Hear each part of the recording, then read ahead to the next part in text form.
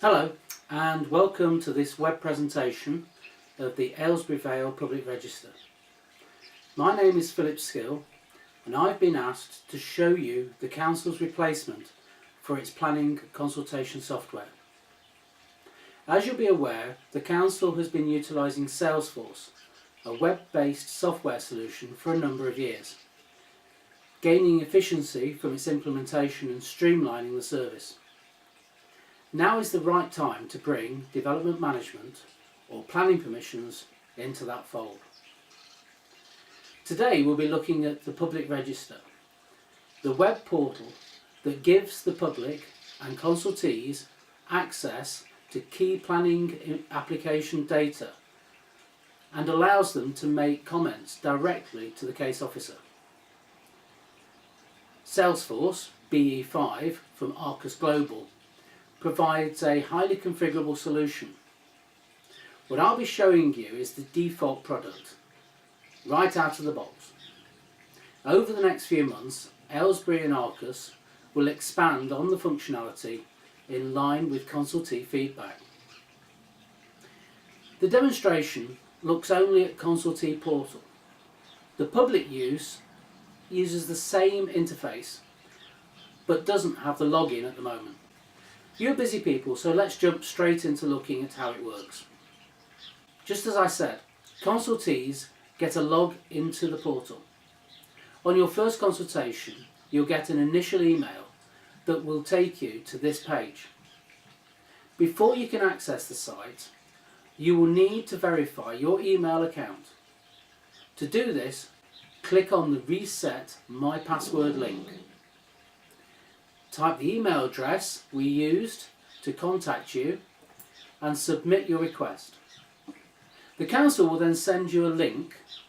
This way you set your own password. No one other than you will have that password, so it's important that you never share it with anyone. I'm going to log straight into the system using my personal account. You click on the Planning Public Register and it will take you to the main page.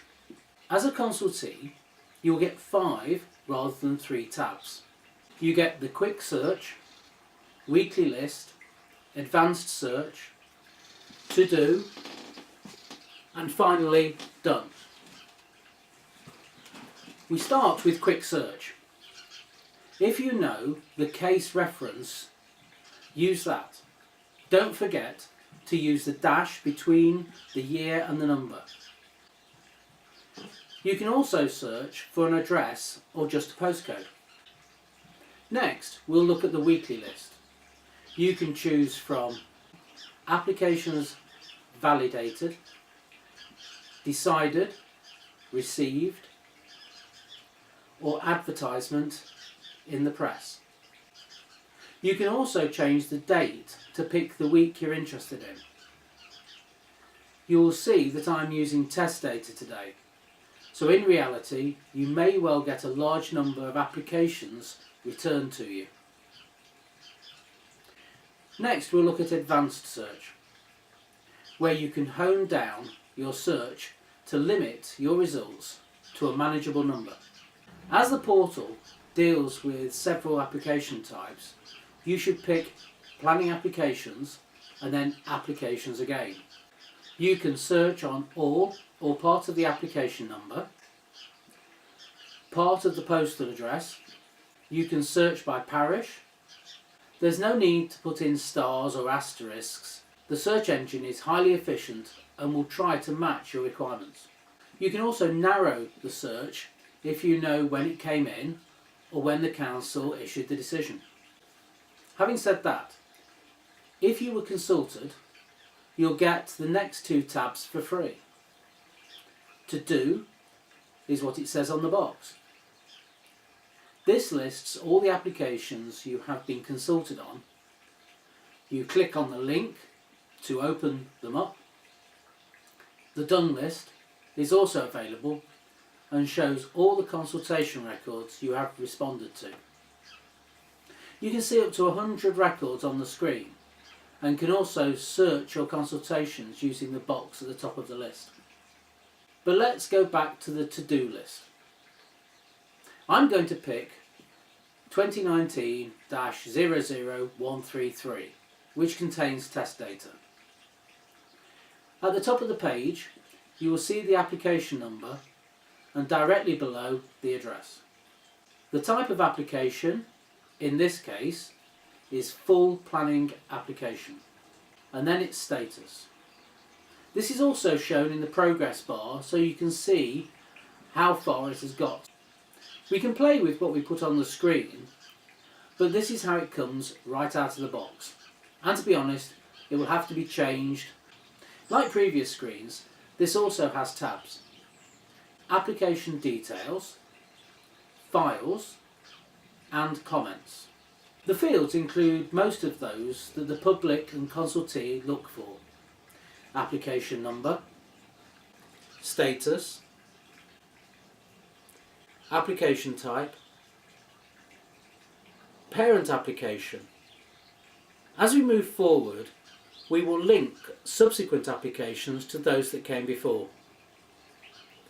Reasons an application is invalid, but these will be empty as we only consult on valid applications. The officer may not be known by the time you get the consultation.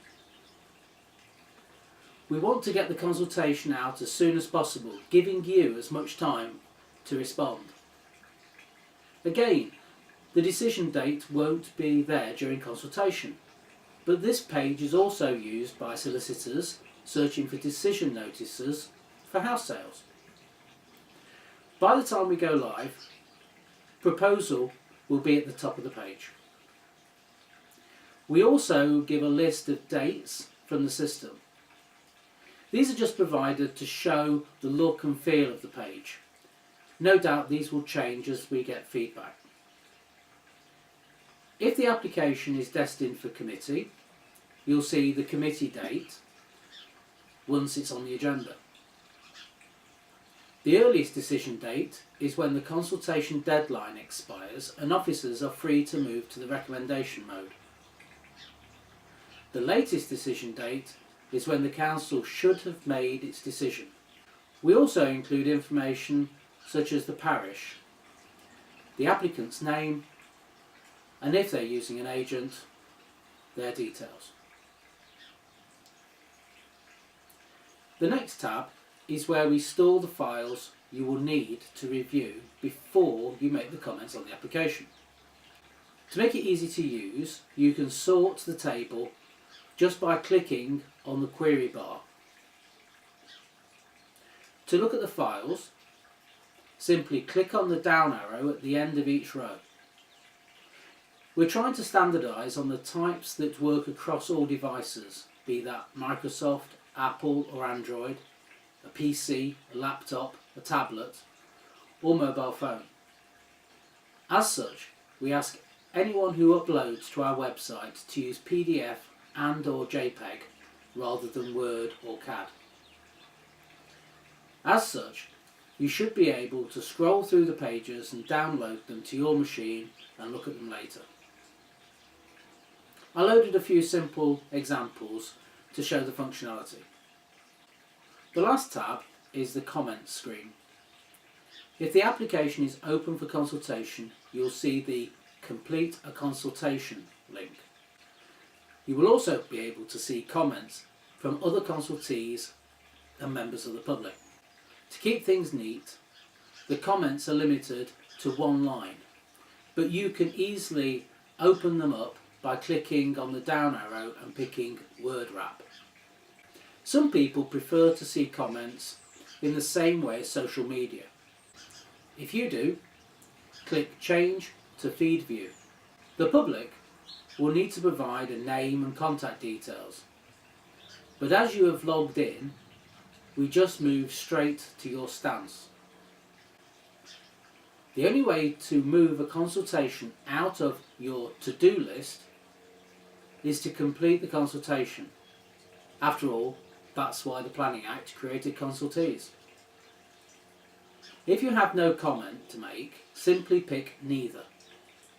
And because stance and comment are mandatory, may I suggest no comment in the comments box. AVDC consultations require a town or parish council to state if it will attend the planning committee meeting if the application goes that far. We've given you a tick box for that. Lastly, you can upload a file that will be made public, so please ensure there's no personal data on it. The rules on reports and photos can be found on the council's website. If your comments exceed, say, a couple of paragraphs, please put them in a PDF document rather than using the comments, as this is only intended for short statements rather than a comprehensive critique. Finish by clicking Submit Comments. Lastly, thank you for watching this demonstration. If you have any feedback, please contact the Parish Liaison Officer here at AVDC. Thank you again for watching. I'm sure I'll see you soon. Goodbye.